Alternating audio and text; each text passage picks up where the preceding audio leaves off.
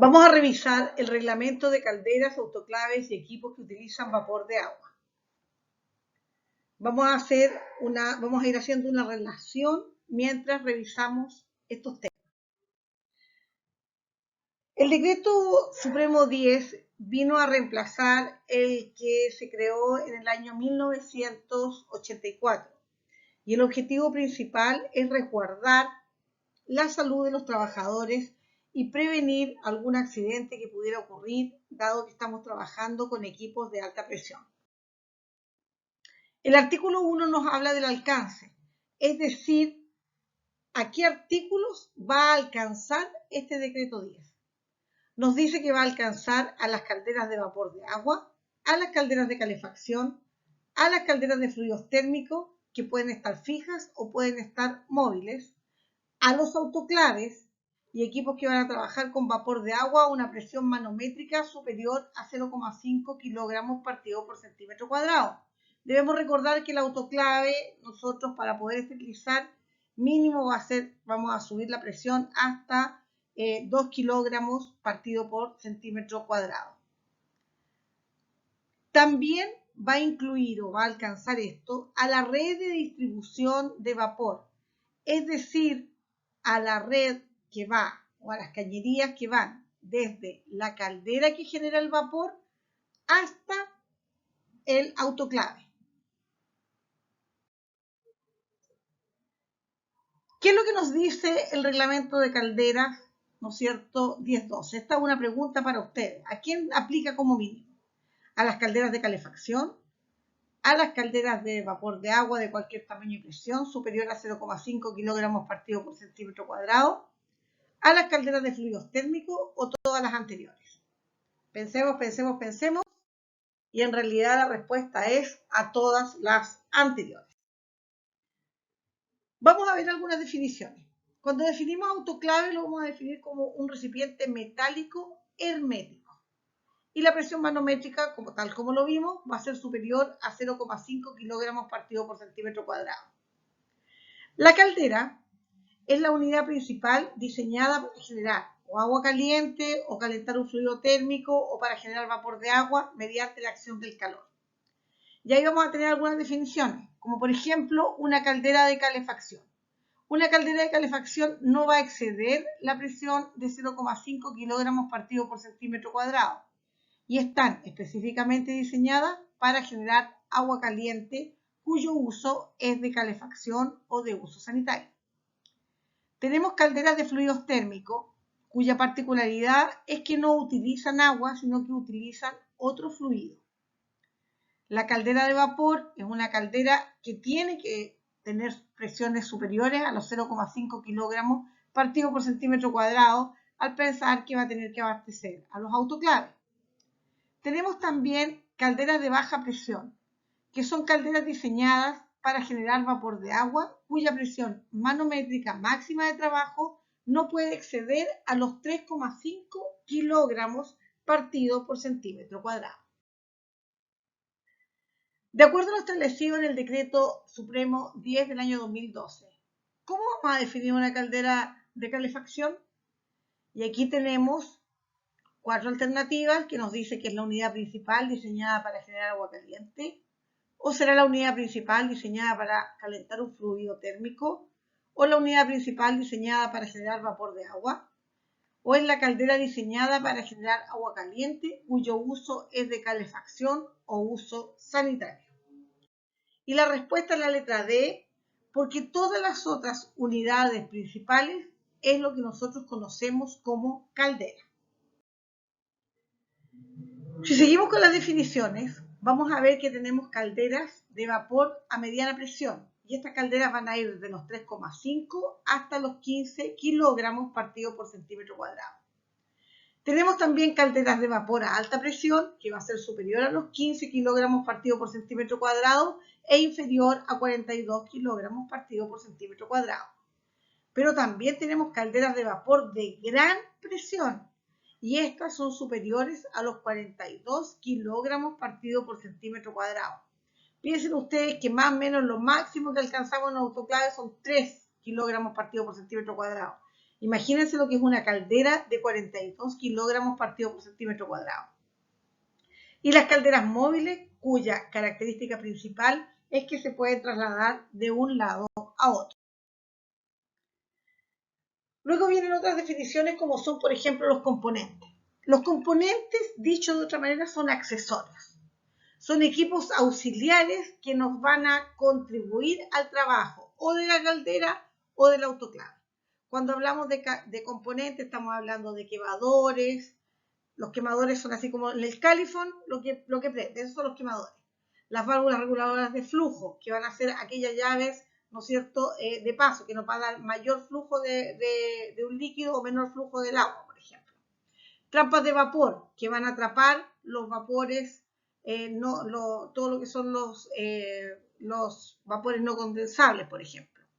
Tenemos válvulas reguladoras de presión, entre otros. O sea, todos los accesorios, esos son los componentes.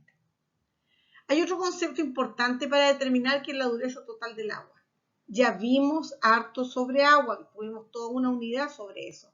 Pero es importante recordar que el principal, o lo que primero sacamos del agua, va a ser el calcio y el magnesio. Por lo tanto, la dureza, para yo saber si un agua es más dura o menos dura, va a ser en función del calcio y específicamente del carbonato de calcio. Y eso se determina, ¿no es cierto?, a través de una inspección del agua con un producto particular, y con eso nos vamos a dar cuenta cuántas partes por millón, cuánto tenemos de dureza. Recordemos que no debemos exceder las 10 partes por millón. Ahora, el equipo que utiliza vapor de agua va a ser cualquier recipiente que tenga una presión manométrica superior a 0,5 kilogramos partido por centímetro cuadrado.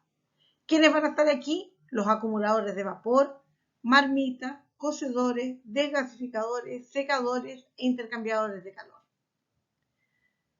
En relación a los estanques de expansión, yo se los mostré, estaban en un color rojo, se los mostré en el resumen, y eso contienen agua, de modo que cuando el agua del sistema disminuye, ya sea por la evaporación, ¿no es cierto?, porque hay un aumento en el fondo del movimiento de las partículas, lo cual se va a evaporar y va a perder agua, si pierde agua pierde presión, estos estanques de expansión liberan el agua al sistema para que la presión vuelva a estar en el lugar que tiene que estar.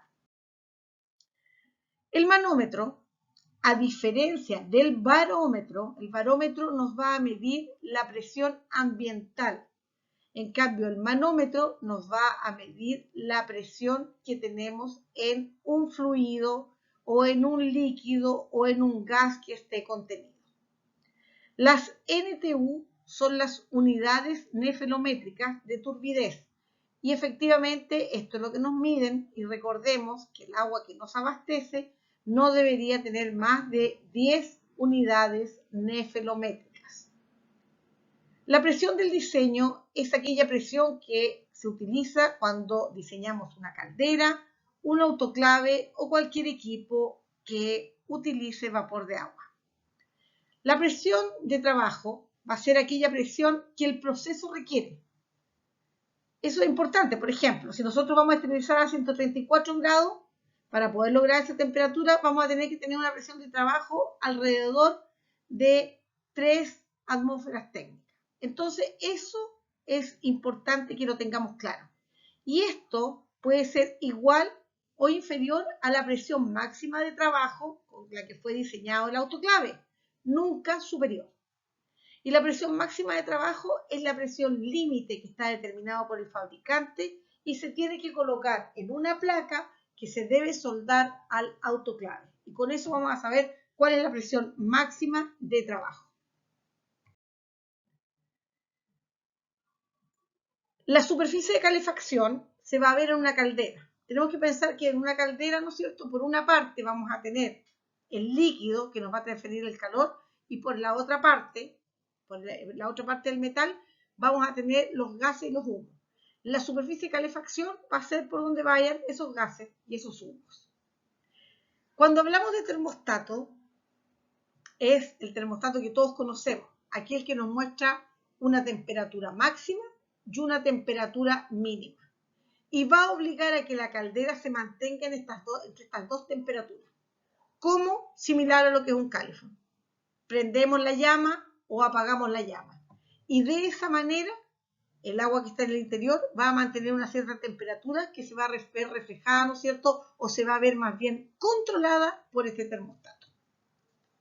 Una válvula de operación manual es una llave de paso, conocida por nosotros como una llave de paso. Se intercala en una tubería y para establecer o interrumpir el paso o manualmente, tal como dice ahí, la circulación de un fluido. Pero es una llave de paso. Las válvulas de seguridad son tremendamente importantes. Las válvulas de seguridad tienen que ir directamente conectadas con la cámara, con la chaqueta y con el generador de vapor. Si es que las tres cosas son independientes, tendríamos que tener a lo menos estas tres válvulas de seguridad. Si fuera junta, ¿no es cierto?, el generador de vapor con la chaqueta, podríamos pensar que ahí puede haber una válvula de seguridad. ¿Cuál es la función de esta válvula de seguridad? Si es que llega al límite, llega a la presión máxima, con un porcentaje adicional puede ser de tolerancia, esas válvulas de seguridad inmediatamente se deben abrir y deben dar salida al vapor desde el interior del autoclave. ¿Y para qué dar la salida al exterior, no es cierto? Para evitar que el autoclave pueda explotar. Por lo tanto, son tremendamente importantes. Ahora una pregunta para relajarnos un poquitito, de acuerdo a lo establecido en el Decreto Supremo número 10 del 2012 del MinSal. Se consideran equipos que utilizan vapor de agua, las bombas, manómetros, trampas de vapor, las bombas, estanques, válvulas reguladoras de presión, bombas, estanques, válvulas de seguridad o los acumuladores de vapor, marmitas y cocedores. Y aquí tenemos que son los acumuladores de vapor, las marmitas y los cocedores. Eso está en la letra M del artículo 2. Y es bastante lógico si pensamos que todos los otros son accesorios. Otra pregunta. La presión requerida por el proceso, que puede ser igual o inferior a la presión máxima de trabajo de una caldera, autoclave o equipo que utiliza vapor de agua, se denomina la presión máxima de trabajo, la presión de trabajo, la presión de diseño o la presión manométrica. Y aquí tenemos que es la presión de trabajo, que debe estar inferior, ¿no es cierto?, a, o igual puede ser, pero lo más probable es que sea inferior a la presión máxima que me va a dar mi autoclave en el caso de nosotros o la caldera. Y en el párrafo 3 del registro de calderas y autoclave, el artículo que corresponde al artículo 3, dice que toda caldera y autoclave debe estar incorporado a un registro que lleva la Secretaría Regional Ministerial de Salud, que correspondiente, ¿no es cierto?, previo al inicio de su operación y funcionamiento. Es decir, cada vez que nos compramos un autoclave, ese autoclave debemos registrarlo.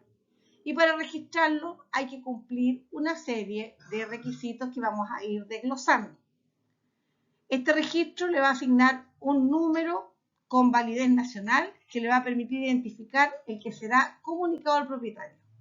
Y para solicitar este registro, el propietario deberá proporcionar la información según corresponde.